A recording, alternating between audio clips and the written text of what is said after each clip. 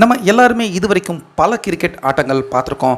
ஆனால் எந்த கிரிக்கெட்லேயுமே இப்படிப்பட்ட ஒரு சம்பவம் நடந்ததே இல்லை அப்படின்னு நம்ம எல்லாருமே இன்றைக்கி இலங்கை அணிக்கு எதிராக நடந்த தேர்டு T20 ஆட்டத்தை பார்த்து வியந்து ரொம்ப பெரிய அளவில் ஷாக் அடையக்கூடிய ஒரு சம்பவத்தை தான் இன்றைக்கி நம்ம இந்திய அணியின் பிளேயர்கள் இலங்கை அணிக்கு எதிராக நிகழ்த்தியிருக்காங்க.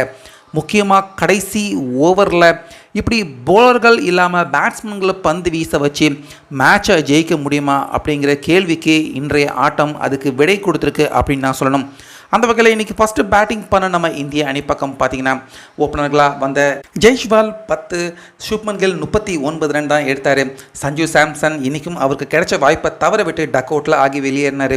ரிங்கு சிங் 1, சூரியகுமார் 8, ஆனால் சிவம் துபே 13 ரன் எடுத்து அவுட் ஆனார். ரியான் பராக் 26, நம்ம தமிழக பிளேயர் வாஷிங்டன் சுந்தர் அபாரமாக விளையாண்டார். நெருக்கடியான நேரத்தில் 25 ரன்கள் எடுத்தார்.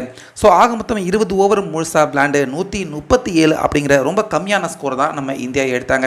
இப்படி இருக்க இந்த ஆட்டத்திலையாவது எப்படியாவது ஜெயிக்கணும், அதனால் இந்த ஈஸியான ஸ்கோரை எப்படியாவது எடுக்கணும் அப்படின்னு முனைப்போட இறங்கின இலங்கை அணி பக்கம் நிசனக்கா 26 ரன் எடுத்தார்.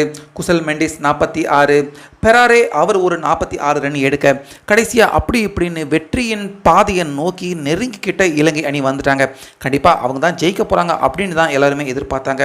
ஆனால் கடைசி 5 ஓவரில் நம்ம இந்தியா ட்விஸ்ட் வச்சாங்க. முக்கியமாக வாஷிங்டன் சுந்தர் 17வது ஓவரில் ஹேட்ரிக் பால் அவர் வீசுறதுக்கான வாய்ப்பு கிடைச்சிது. முக்கியமாக 19வது ஓவரில் ரிங்கு சிங் அவர் போலிங் போடுவாங்க அப்படின்னு யாருமே எதிர்பார்க்கல. அந்த ஓவரில் 3 ரன் மட்டுமே கொடுத்து 2 விக்கெட்டுகளை ரிங்கு சிங் எடுக்க 20வது ஓவர் யார் போட போகிறா அப்படின்னு பார்த்தா சூரியகுமார் அவர் வீச வர அந்த ஓவர்லேயும் 2 விக்கெட்டை சூரியகுமார் அவர் எடுத்து 5 ரன் மட்டுமே கொடுத்தாரு. இதனால் கரெக்டாக 137 ரன்கள் இலங்கை அணி அவங்களும் எடுத்து மேட்ச் கரெக்டாக டை ஆகி சூப்பர் ஓவரை விளையாட வேண்டிய கட்டாயம் ஏற்பட்டிருந்தது.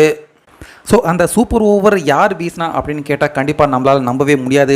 நம்ம தமிழக பிளேயர் வாஷிங்டன் சுந்தர் அவருக்கு தான் பார்த்திங்கன்னா சூப்பர் ஓவர் வீசுறதுக்கான வாய்ப்பு கொடுத்துருந்தாங்க. இப்படி இருக்க முதலாவது பந்தில் 1 ரன் எடுத்தாங்க, 2வது பந்தில் இன்னொரு ரன் எடுத்தாங்க.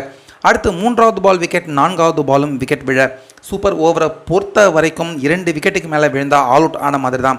அந்த வகையில் வெறும் 2 ரன்கள் மட்டுமே எடுத்து அப்படியே இலங்கை அணி அவங்க இந்த சூப்பர் ஓவரை முடிச்சுக்கிட்டாங்க.